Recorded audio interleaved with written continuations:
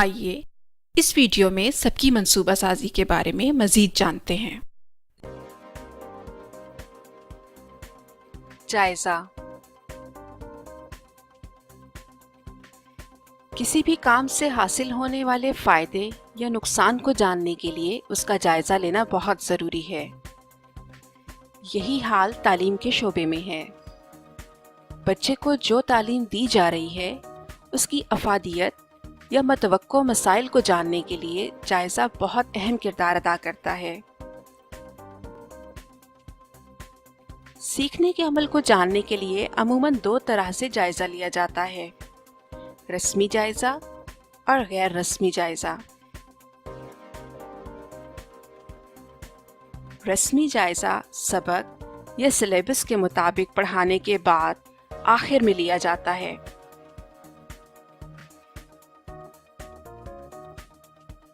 جبکہ غیر رسمی جائزہ دوران تدریس لیا جاتا ہے۔ دوران تدریس جائزہ دو طرح سے مفید ہے۔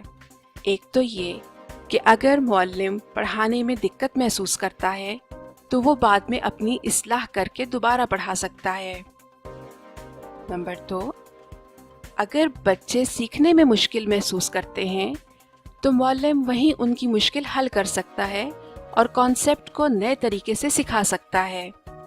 غیر رسمی جائزہ سرگرمی کے دوران دیا جاتا ہے۔ یہ جائزہ بالکل مقصد کے مطابق ہونا چاہیے۔ مثال کے طور پر ہم اپنی وہی سرگرمی دیکھتے ہیں جو پچھلی ویڈیو میں دیکھ چکے ہیں۔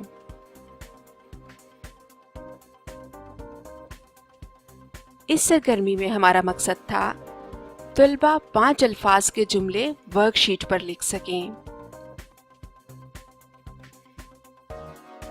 سرگرمی میں دیکھیے کہ کس پوائنٹ پر بچے جملے لکھ رہے ہیں۔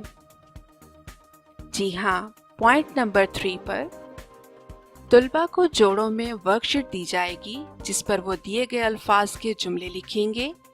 اس دوران معلم خاموشی سے نگرانی کرے گا۔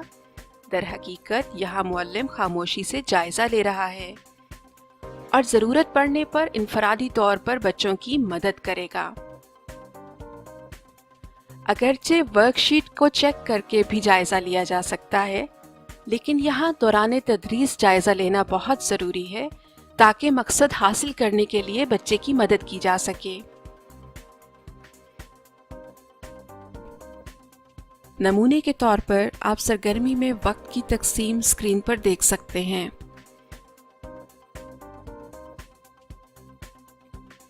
اگر یہ ویڈیو آپ کو پسند آئے تو لائک پر کلک کریں، سبسکرائب کریں اور اگر زیادہ پسند آئے تو اپنے دوستوں کے ساتھ شیئر کریں۔ ویڈیو دیکھنے کا شکریہ۔